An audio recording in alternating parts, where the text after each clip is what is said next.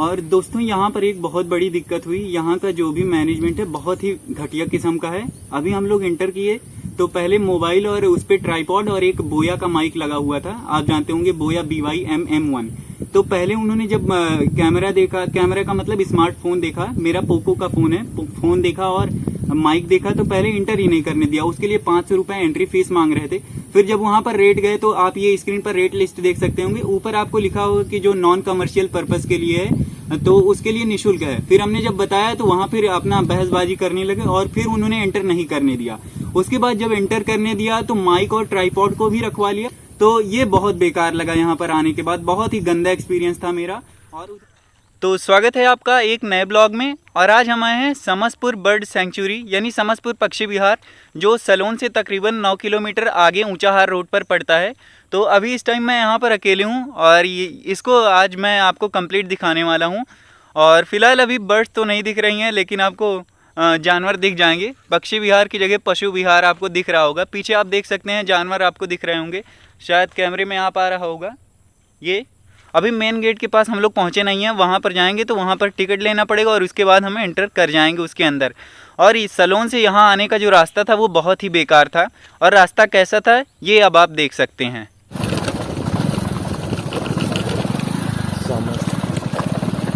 रुक जाओ, थोड़ा सा स्लो चलो।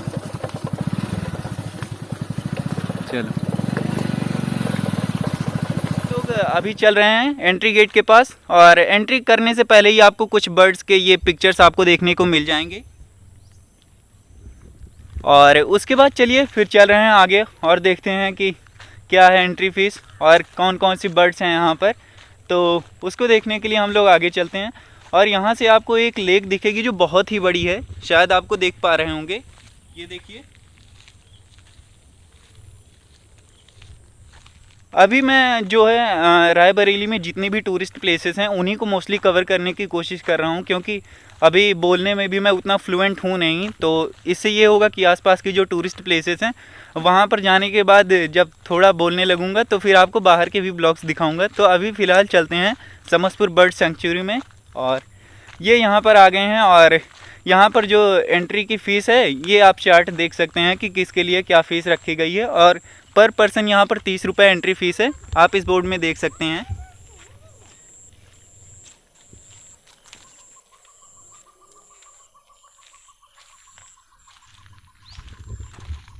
तो ये बैरियर लगा है और इसके आगे जाने के लिए हम लोगों को एंट्री टिकट लेना पड़ेगा। उसके बाद हम लोग जाएंगे और इसके अंदर जाने के बाद एंट्री टिकट मिल जाएगा। तो चलिए फिर देखते हैं एंट्री टिकट कितने का मिलता है, जो रेट लिखा है उसी पर मिलता है या फिर ऐसे ही छपा है।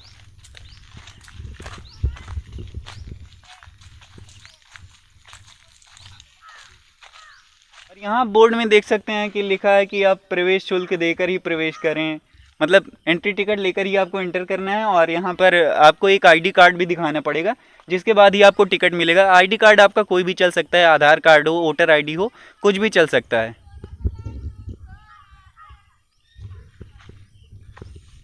अभी हम लोगों ने एंट्री टिकट लिया नहीं है, क्योंकि अभी वो कहीं काउंटर दिखा ही नहीं जहाँ पर एंट्री टिकट मिले। और अभी हम लोग इतना अंदर आ चुके हैं लेकिन अभी भी एंट्री काउंटर दिखा नहीं है। और सामने आपको पार्क दिख रहा होगा, यहाँ पर ठीक ठाक है, बच्चों के खेलने के लिए झूले वूले लगे हुए हैं, आप देख सकते हैं। कुछ पीछे से व्यू अभी आपको ऐसा मिलेगा।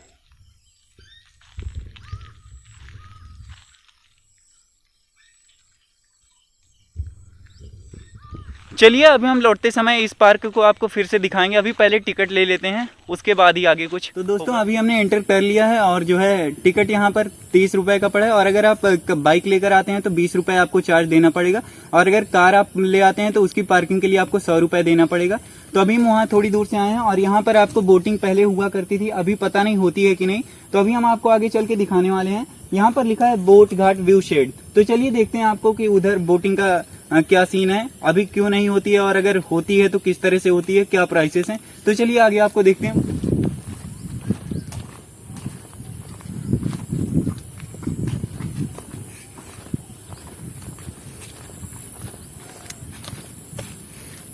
तो इधर एक टीन शेड रखा हुआ है, लगा हुआ है। यहाँ पर आप बैठ करके जो है ये इस लेक का ये देख सकते हैं, बहुत बड़ी लेक है। इस लेक का पूरा व्यू यहाँ से देख सकते हैं।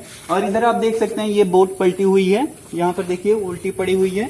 तो जाहिर सी बात है यहाँ बोटिंग का कोई सीन है नहीं, जब कभी हुआ करता रहा होगा तभी रहा होगा।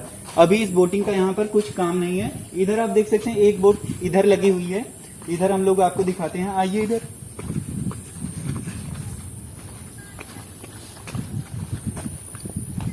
तो ये बोट आप देख सकते हैं यहाँ पर अभी ये लॉक लगा हुआ है, और इधर से आप देख सकते हैं इस लेक में अभी बहुत तगड़ा व्यू आ रहा है लेक का पूरा, आप देख सकते हैं।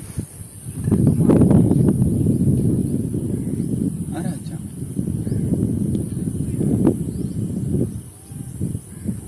अगर इसकी हिस्ट्री की बात करें तो ये जो बना था ये 1987 में इसको इस्टेब्लिश किया गया था, और अगर आप नेट पर इसको सर्च करने जाएंगे तो वहां पर बताया जाता कि इस लेक में तकरीबन 12 वैरायटीज की मछलियां पाई जाती थी, लेकिन अभी यहाँ पर एक भी मछली दिख नहीं रही है।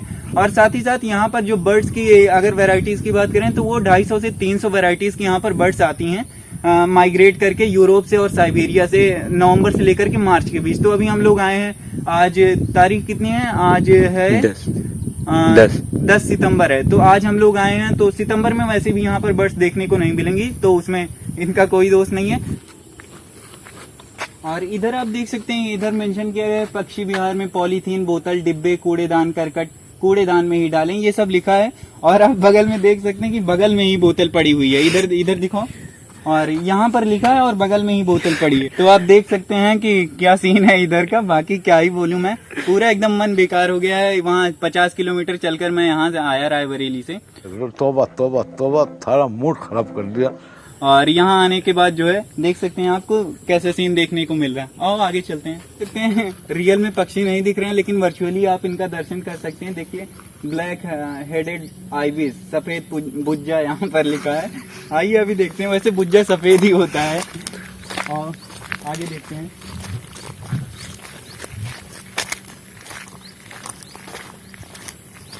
इधर आपको दिखेगा पीजेंट टेल्ड जकाना, पीहो जिसे हिंदी में बोलते हैं। पहली बार नाम सुन रहा हूँ, देखा भी नहीं है। हाँ, इधर कुछ बर्ड्स आपको देखने को मिलेंगे। ये बगुले हैं, आपको दिख रहा होगा सामने बगुले दिख रहे हैं, 4-5 हैं। तो इन्हीं को देखकर संतोष करना पड़ेगा। आगे देखते हैं, शायद ही कुछ मिलेगा, ऐसी उम्मीद लग नहीं रही है। आइए फिर देखते हैं। वैसे हम लोग गलत टाइम पर भी आए हैं, नवंबर में आना चाहिए था, तो शायद आपको बर्ड्स देखने को मिलते।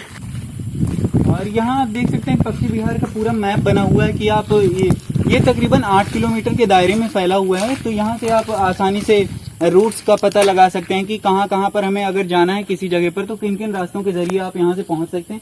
यहाँ पर ये आप देख सकते हैं, ये पूरा यहाँ तक पहुँचने का जरिया लिखा हुआ है कि बनारस से आ रहे हैं, प्रतापगढ़ से आ रहे हैं, रायबरेली से आ रहे हैं, तो किन रूट्स को फॉलो करके आप यहाँ तक पहुँच सकते हैं। और ये पक्षी विहार का एक पूरा मैप बना हुआ है, तो आप यहाँ से देख सकते हैं।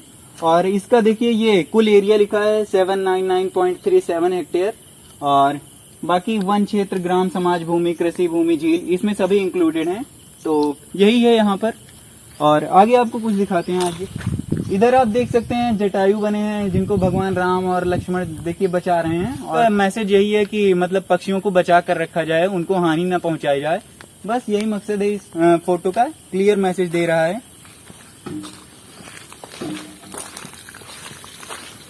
जगह हैं, तो सबसे ठीक जगह यही है पक्षी विहार में कि कम से कम पार्क है, और यहाँ पर आपको झूले देखने को मिलेंगे। तो अभी हम लोग झूले पर बैठने जा रहे हैं, कुछ एंजॉय करेंगे, वही सीन आप देख सकते हैं। और एक बगुला आपको यहाँ भी दिख रहा होगा, वो दूर शायद आपको दिख पा रहा होगा कैमरे में, उड़ गया वो भी। और इधर आइए, आपको